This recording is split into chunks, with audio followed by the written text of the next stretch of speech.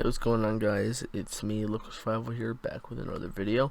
So in today's video, I'm going to be showing you guys how to download a Minecraft, or how to create a Minecraft bucket server in version 1.15.2.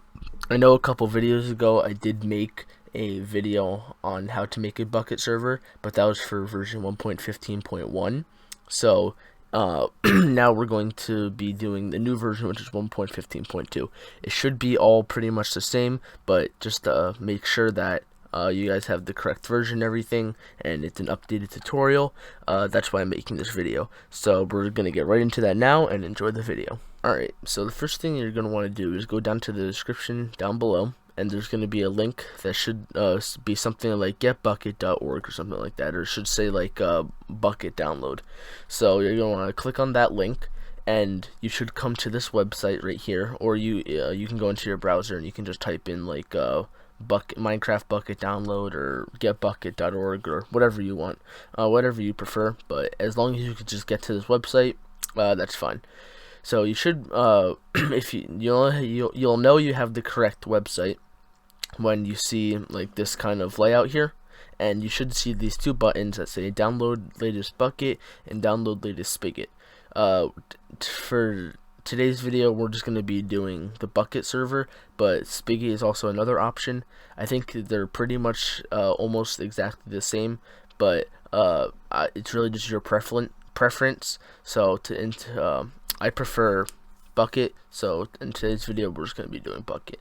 So what you're going to want to do is just click on that and scroll down a little bit. There's going to be a little orange link down right here that says craft bucket 1.15.2.jar. Just want to click on that. Wait a second if you have to, or it should just pop up down here if you have a fast computer. And for Chrome, you're just going to click keep. This is 100% safe. It's not going to give you a virus or anything. It's from the official website, so you should not get any virus if you're on the correct website. And then if you're on Firefox, you're going to have a little pop-up in the middle, and you just want to click keep there.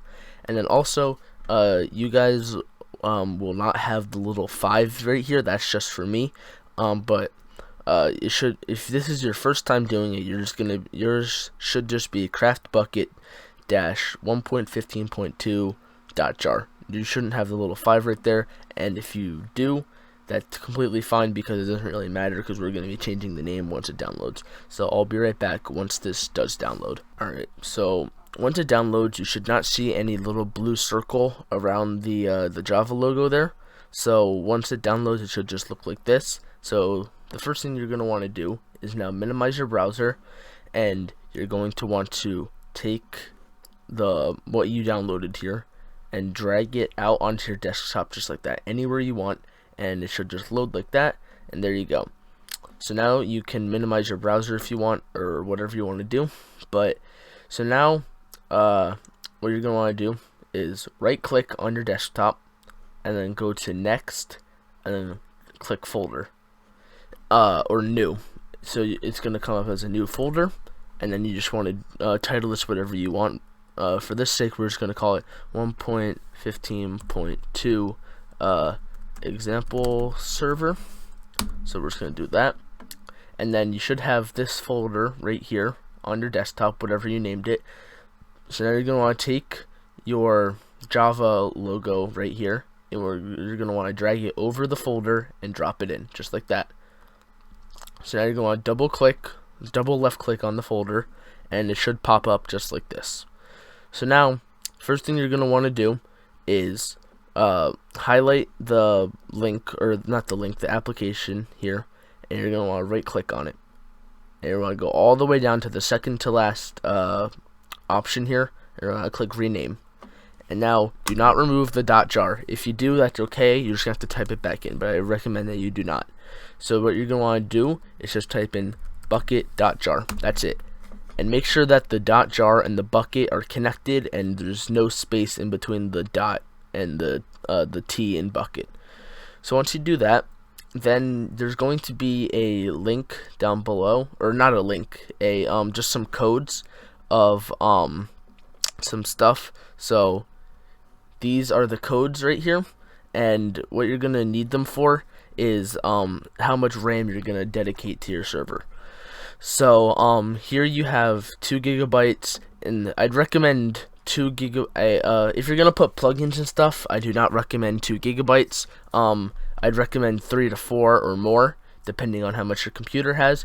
You're probably gonna want to go into your My Computer application and just check to see how much RAM your computer has, to make sure that you have enough to be able to run the server. Because if you do not have a certain amount that you want to put in, then you will not be able to run the server with how much RAM you want to run. So my computer has 8 gigabytes of RAM, but for this case we're just going to be using 2 because it's just an example server, but I'd highly recommend that you guys use 3 to 4 more. So they'll be labeled down in the description. Only highlight the code like this. So only highlight from Java to pause. Do not highlight 2 gigabyte server. So then you're gonna want to Control C that and come back over into your text document, or not your text document, your folder here, and you're gonna right click new. You want to make a new text document, and you do not have to name this anything. Just leave it as new text document.txt. And you want to double click on it. And you want to do paste or Control V, whichever one you want. And now once this code, whichever one you selected, is in here, now you're gonna want to go up into File and do not click Save. You want to go down one and click Save As. Okay, and then now you're gonna want to name the file run.bat. So run.bat. Or you could replace run with anything you want. You could call it like start server, or start.bat, or run, whichever one you want. You could just completely change it with anything. Like you could call it apple.bat if you really wanted to. But I'd recommend run.bat or startserver.bat or start.bat, anything like that. So then you're not done yet. Do not click the save button yet. You want to go down to save as type. You want to go from text documents to all files, just like that. And then now you can click save once you have all that done. So now you can exit out of your text document, and you can also delete this now. You do not need it. So now you should have this new thing in your folder called run.bat. You should have 2 things so far. You should have bukkit.jar and run.bat. That's all you're gonna have so far. I'm just gonna close this out quickly. So now what you're gonna want to do is double click on run.bat, and then you should get this thing here, and it might look a little confusing. You do not have to do anything yet. And then now it's gonna say press any key to continue. You're like, wait, what happened? Is there a problem? Press any key to continue. I'd recommend the enter key or any just random key on your keyboard.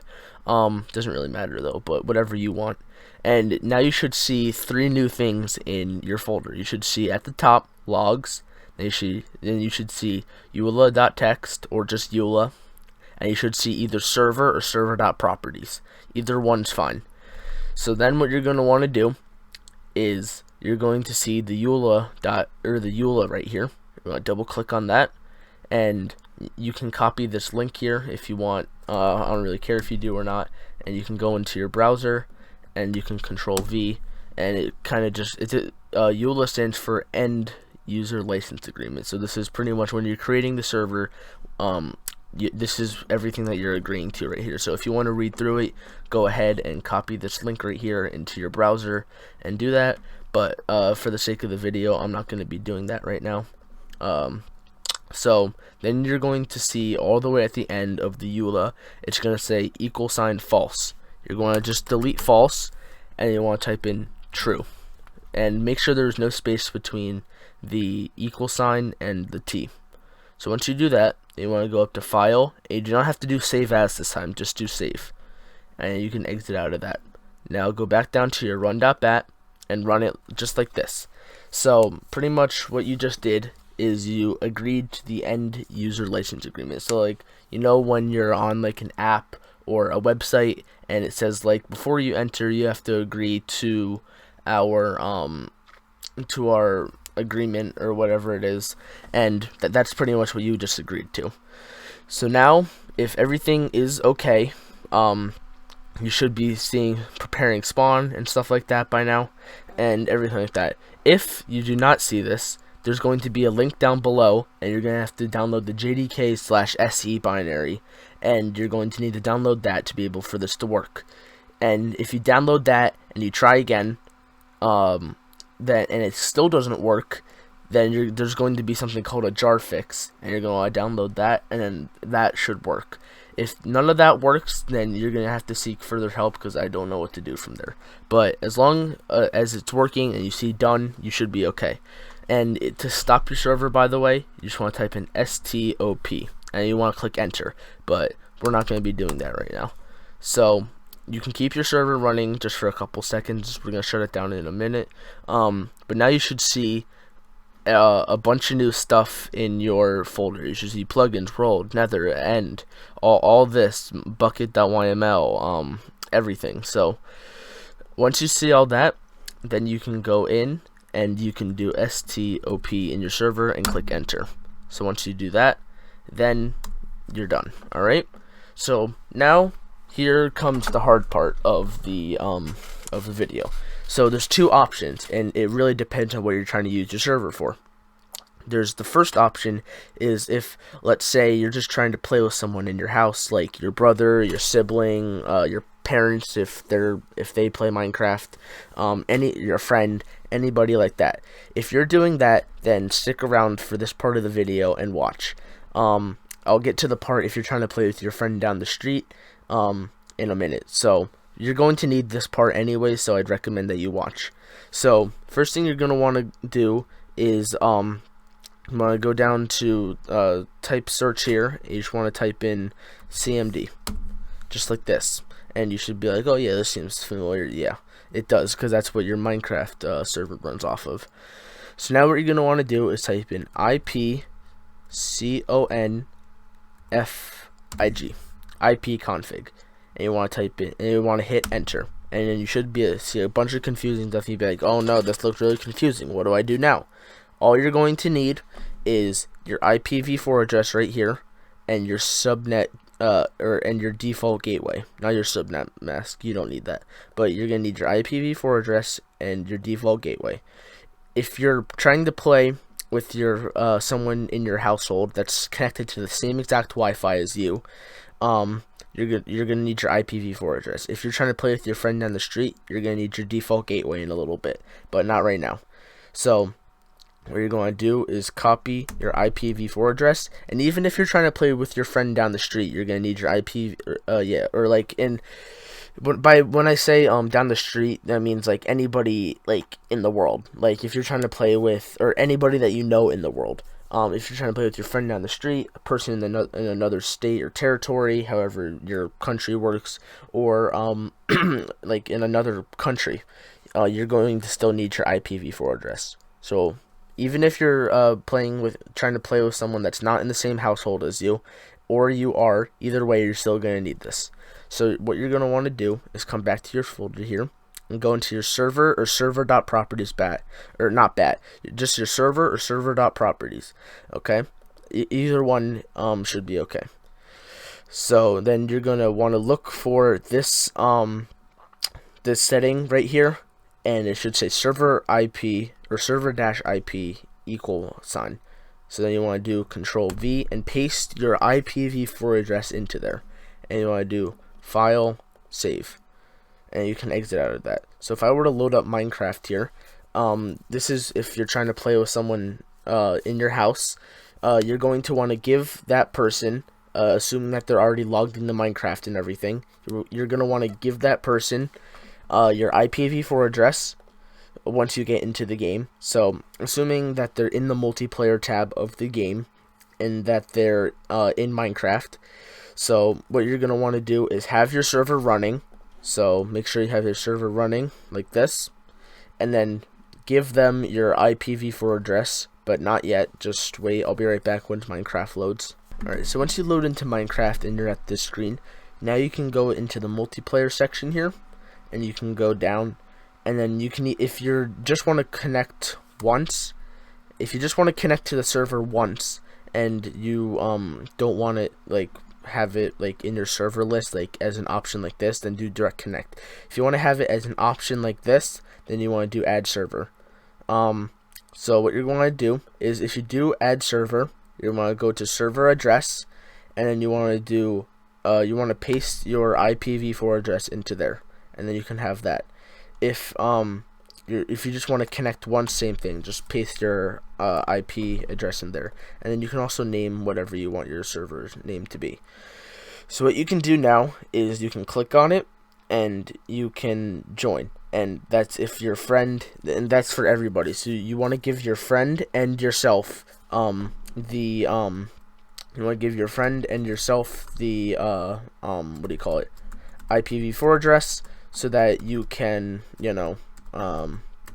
both play together. And this is only if someone is in your house with you, not if like your neighbor, your friend down the street, whatever. It's not like that. Okay, so this is just like a villager. So let's say like this, I was doing a let's play, for example, and I wanted to do /seed, and it says, oh, but you don't have permission for this.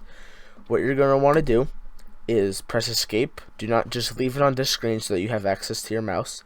You want to come down to your server here like this, and you want to type in OP, and then whoever you want to be able to have access to commands. So in my case, it'll be loco151, and it'll say made loco151 a server operator, and it'll also say it in the game.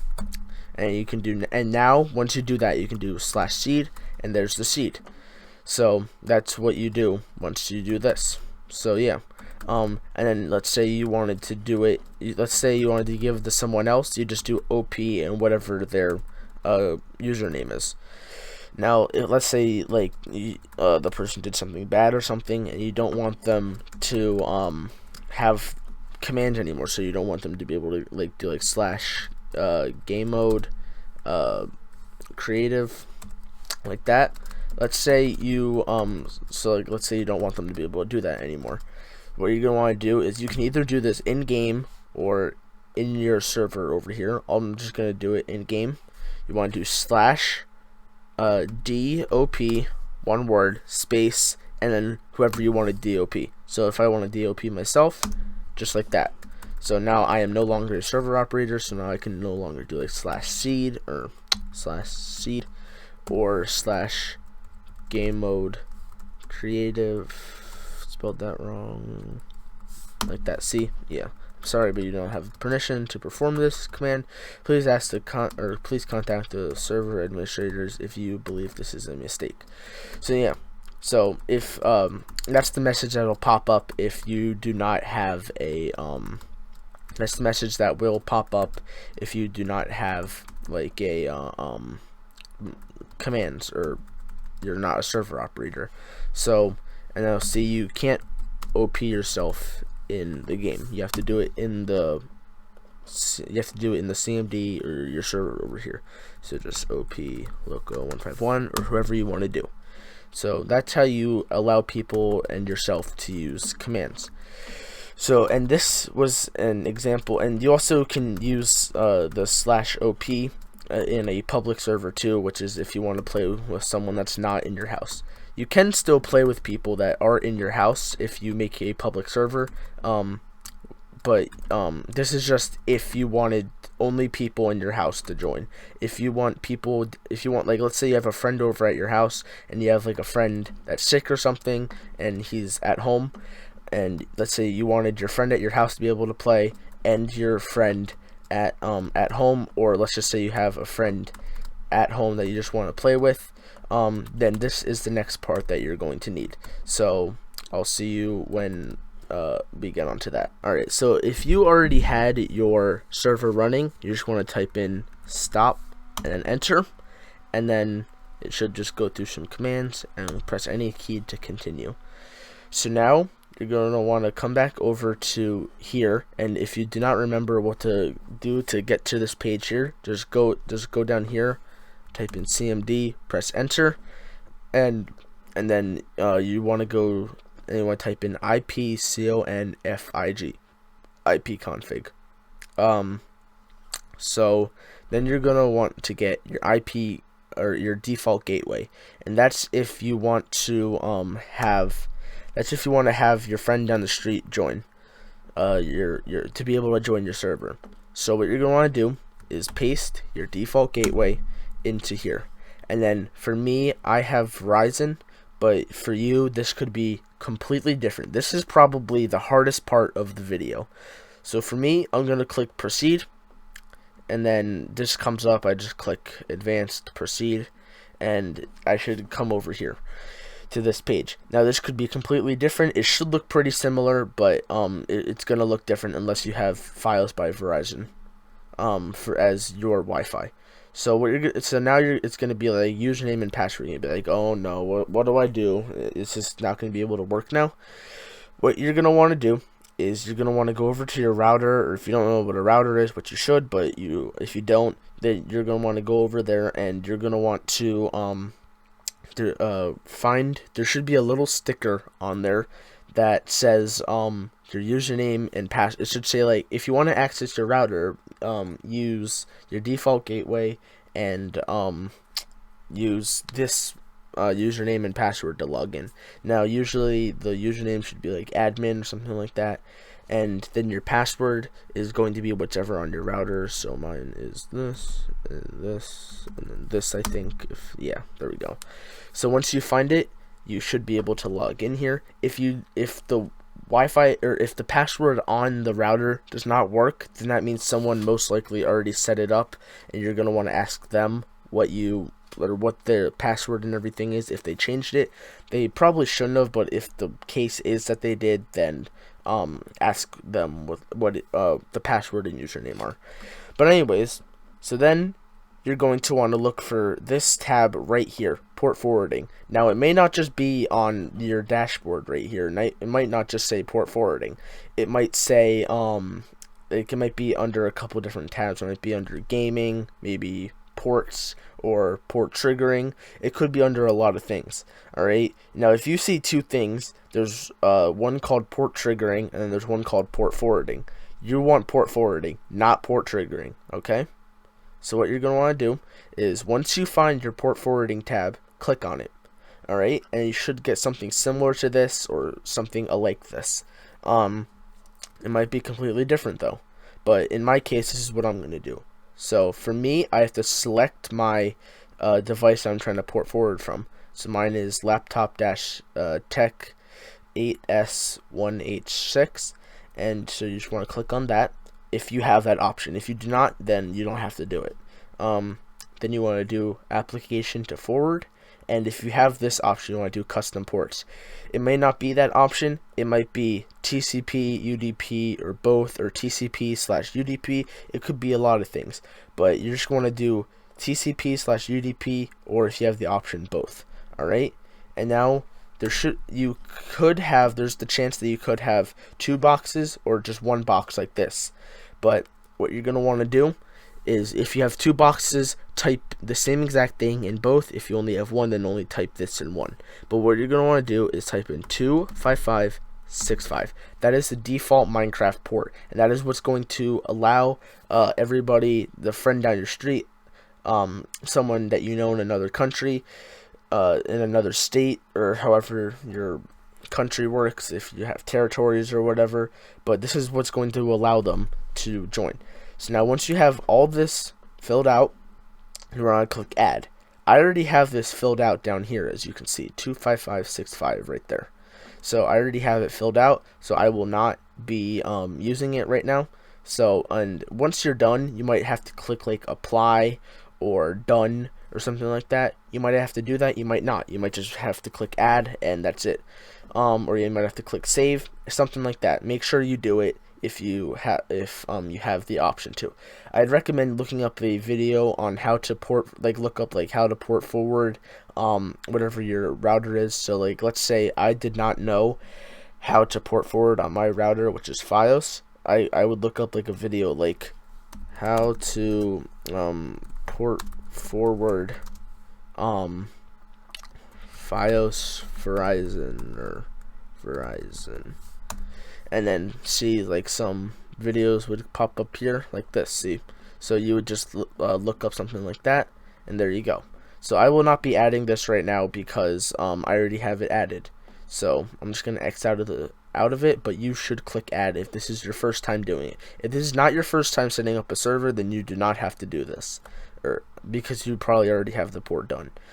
So now you're completely done with this over here, so you can exit out. So once you have the port and everything set up, there's going to be a link down below in there's going to be a link down below, and it's going to say find your IP address. Now you can also start your server up, by the way, but what you're going once you get your IP address, this is not your IPv4 address, okay? That is something that people can know and everything like that, but the IP address is something that you only want to give to people that you trust and that you know well. Do not just give it to some random guy that you met online or something like that, because and so if he asks like, oh hey, what's your IP address, do not give it to them, because if you give those numbers to them, they can find out where you live and everything like that, and they can find out a lot of information about you, and they can come to your house and stuff like that. So do not give your IP address to anybody that you do not know or you do not trust. Only give it to people that you know well. If you just want to play this, if you want to play on this server, with just your friends, then the numbers are okay. If you're looking to make this server public, I'd recommend paying or trying to find a free domain website that you can make your IP into a domain. So instead of numbers, it's a web link that only applies to your server. So like you could type, so like for example, mine down here, if I go into Minecraft, is if I go all the way down here, my public server, oh that's, never mind, I thought that it just showed my IP address, but that was the server from before. If I go into my server right here, which is my public server, which I found a free domain website that I could make the numbers into a web link. So mine would be www.locosurvival.us.to, because I have a public server that is not currently up right now, but it will be coming up sometime in February, hopefully. So pretty much right here, you're what you're gonna want to do is it works the same thing as the numbers, but it's just a web link so that people cannot track you. If it's letters like this, like if it's a web address, it only applies to Minecraft, so you can't just go into Google here, type in www. like, you know, whatever whatever it is. Like people couldn't go into Google and type in www.locosurvival.us.to. But if you're just trying to play with a friend that's on like that, you know, if you're just trying to keep the server local to people that you know, then the numbers are fine. All right, but if it's a do not give them to anybody public like that, or anybody that you do not know. If you're trying to make the server public, then I'd highly recommend that you change it into a domain like this or something like that. So once you find the numbers, then you can do direct connect or add server, whichever one you want. So since my IP address is transformed into, the numbers are transformed into a link, I can type in www.locosurvival.us.to, and this is going to work the same thing as the numbers. If you have the numbers, then you can just paste that into the server address bar, and it's going to work fine. So you can click join server, logging in, encrypting, and if you have your window like this, you can see it back here too. And as you can see here, even if you wanted to keep your server local, and then like let's say your friend moved or something like that, then you can you can keep the server, you can change the server into a public server by just port forwarding and then finding your IP address and giving it to them. But that is how you create a Minecraft server in 1.15.2.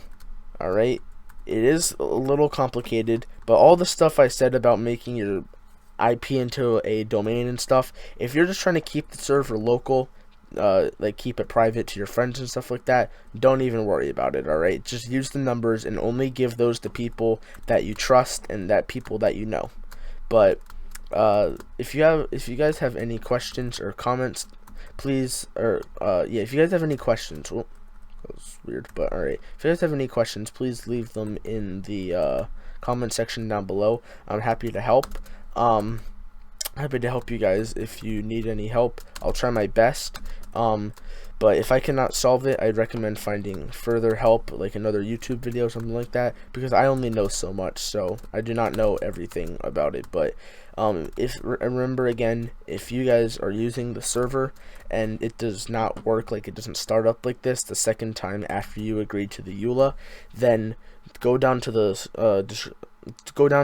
link below and first download the JDK/SE binary. I don't know what it's called now. It's one of those. That's why I say JDK/SE binary. And if you download that and that doesn't work, then use the jar fix down below. But anyways, that's going to be the video for today. So I hope you guys enjoyed, and I will see you guys in the next video. And see you later. Goodbye.